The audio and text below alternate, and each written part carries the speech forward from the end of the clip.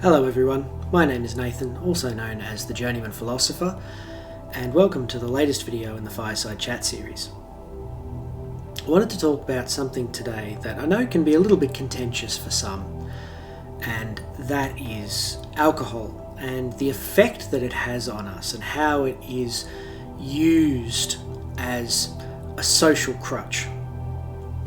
So a little bit of background to start with. My own particular journey with alcohol was a little bit strange in this life. I had a couple of very good friends when I was 20, one of whom was actually a bartender, and the other one was known as a bit of a, shall we say, a bit of a party animal. And these two guys decided when they heard that I had never actually had a drink as of that point, they decided that they would take on the responsibility of taking me to have my very first drink. And I actually got some really good advice from these guys, despite the fact that they were both known to be a little bit on the wild side, very much party animals. Despite the fact that that was sort of what they were known for, I got some really good advice from them. And one of the things that they told me that day when I had my very first drink, bourbon actually, was to never drink alone. And it was something I always took to heart. I don't actually remember a time in the course of my life when I ever actually sat down by myself and drank. It was always in the company of others. Not that I was ever a particularly heavy drinker in the first place, but so from that kind of humble beginning of going out after work one day and to the pub that my friend actually worked at and him actually serving me my first drink that night, it really opened some doors for me in that I had never been a particularly social person. I've always been quite introverted, especially when I was younger.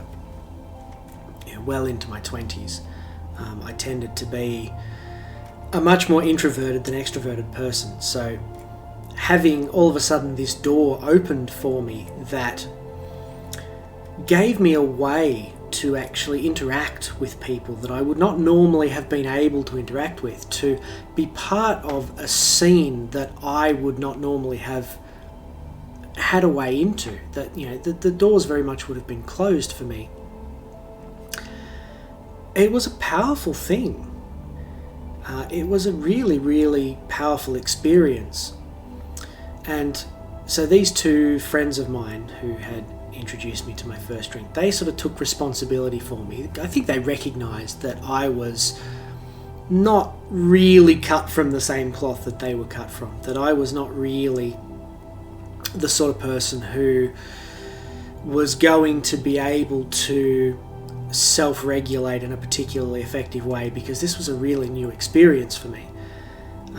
I'd had a very small circle of friends through most of my schooling. I moved around a lot when I was especially in primary school, so I never really had the opportunity to learn how to create close friendships.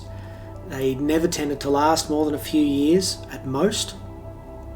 So having a few closer friends in high school kind of got me through. And so all of a sudden I was being invited to not crazy wild parties where everyone was getting completely smashed and things were getting completely out of control, but I was being invited to parties where people were just getting together and having fun and just being friends, really.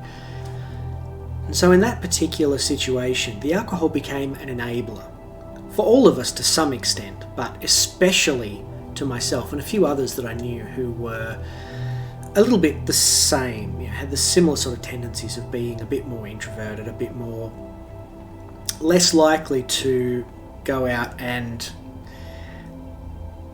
party with others, to socialise even. It was a real eye-opener as far as, so this is how life can be, you know, like there's this place where you can go and everybody's kind of doing the same thing and everybody has these similar experiences, and you know, there's a way to build this amazing rapport. And a big part of that was the shared experience of getting drunk together.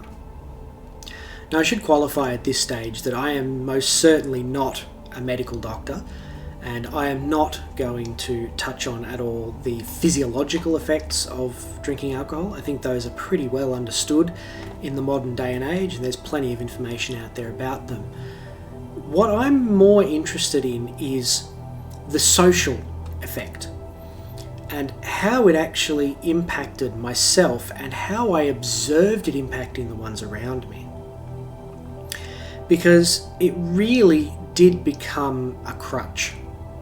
It really did become something that was, in some ways, almost necessary for that socialization process to continue to occur. So I remember going through phases where I would quite deliberately choose not to drink. And sometimes I would still go and spend time with these ones who were, you know, much more into drinking than I was. It was a really interesting phenomenon to be the only sober person in the room full of drunks. It was almost a position of trust, because these ones who, you know, had become quite good friends in many ways, who were getting drunk, to some extent they knew that while they were drunk they weren't particularly trustworthy. Their memories could be a bit suspect, some of the decisions they would make would be a bit suspect. So it reached a point where when I was spending time with them and I wasn't drinking, they would actually trust me to make decisions on their behalf. So if they would make a decision to go and do something, you know, if they were, you know, quite drunk and something seemed like a good idea, they would often come and find me and go, is this a good idea? Almost just like that voice of conscience, which was quite an interesting role to be able to play. But it really did allow me to just sit back and observe a lot of these people, the way that they were acting and the way that the alcohol that they were consuming really became and had become for them something that they required to be able to cope. I did have the opportunity to spend some time with these people when they were completely sober as well, and they were very different people, and dare I say it, they felt within themselves that they were more boring. It's not something that they ever outwardly expressed to me. It's not a conversation we ever had, but it was obvious in the way that they acted and the way that the differences in the way that they acted between when they were sober and when they were drunk. They felt that they weren't interesting people when they were sober. They felt that they were more entertaining, that they were more interesting people, and that they were better friends when they'd had a few drinks. And it was quite a fascinating thing to observe this behaviour, because for the most part it wasn't actually true. For the most part they were genuinely good people that had plenty of good qualities and plenty of good traits. So they had plenty of things going for them, but there was still a belief that without the alcohol to grease the wheels, so to speak, they were worth less somehow, or they were less interesting, or they were just somehow less than they really were. It was a really interesting experience, because in some ways I did have a lot of fun when we would all sit down together and we would get drunk and we would muck about and we would be doing silly things and saying silly things, and you know, there was, to some extent, there was a lot of fun and a lot of joy to be had in that. But at the same time it was slightly sad in that to some extent we all believed, to varying degrees, that it wasn't possible to enjoy that same relationship without the alcohol, without something to make us forget ourselves, to make us forget our inhibitions, and to forget the reasons why we couldn't. And I think that was probably the biggest thing that I realised about what alcohol actually did to me, certainly, and is that it made me forget why I couldn't. It made me forget all of the excuses that I used to come up with, why I couldn't make friends, why I couldn't be part of the cool crowd, why I had to be separate because I just felt people would find me really boring. You know, I'm the sort of person who enjoys taking things apart and putting them back together and figuring out how things work. That's not a particularly interesting skill set to have at a party. It's the sort of thing that's going to vacate the room and bore everyone to tears.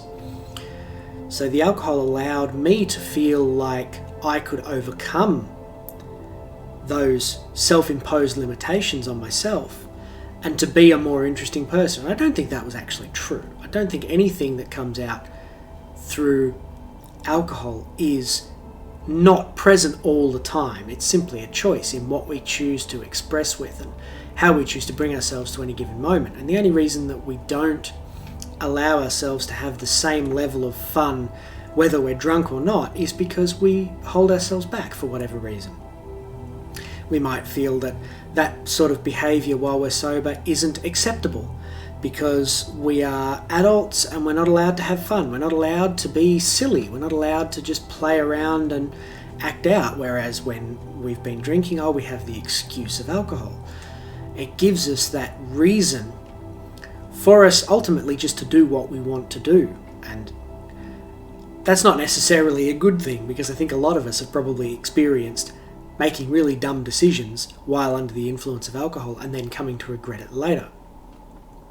The conclusion that I ultimately came to through this whole experience was that I did not particularly enjoy drinking alcohol. Not because I didn't enjoy the feeling that it gave me, because I did. It would be a lie to say that I didn't enjoy myself while I was under the influence. What I didn't enjoy was the feeling of relying on something in order to give me what I wanted. I didn't want to have to rely on anything other than myself. And that was a very conscious decision that I made. So I ended up getting to the point where I just gave it up completely. Because ultimately I didn't enjoy the feeling of being out of control, and I didn't enjoy the feeling of not making my own choices. I came to the conclusion that whatever it was that I was choosing to do while I was drunk, it didn't count. It didn't count because I wasn't making the choice within myself. If I wanted to go out and have fun and be silly and jump around and be joyful, that should be able to come from within me, not because of liquid courage, not because of something that was allowing me to overcome temporarily those limitations that I have imposed upon myself. So I made the very deliberate decision to, for the most part, stop drinking altogether. And I did still, over the years, enjoy a drink occasionally with friends at a birthday party or, celebrating New Year's or wherever it may have been. But for the most part, I stopped. Because I wanted to really learn how to do that myself. How to replicate that ability to be uninhibited. How to be able to choose for myself how I wanted to be in every moment, rather than relying on something external. I think the belief that we have to rely on something like alcohol in order to be interesting, in order to be able to relate with each other, is inherently a fallacy.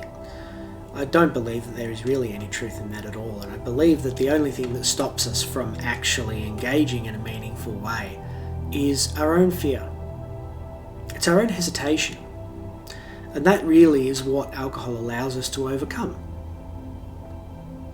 Now, despite the fact that I chose to stop drinking, and at this stage I actually haven't had a drink in over 10 years, despite the fact that I chose that, I'm certainly not in a position to judge anybody who does still drink. I would certainly never tell anybody to stop. That's entirely up to everybody's own choice.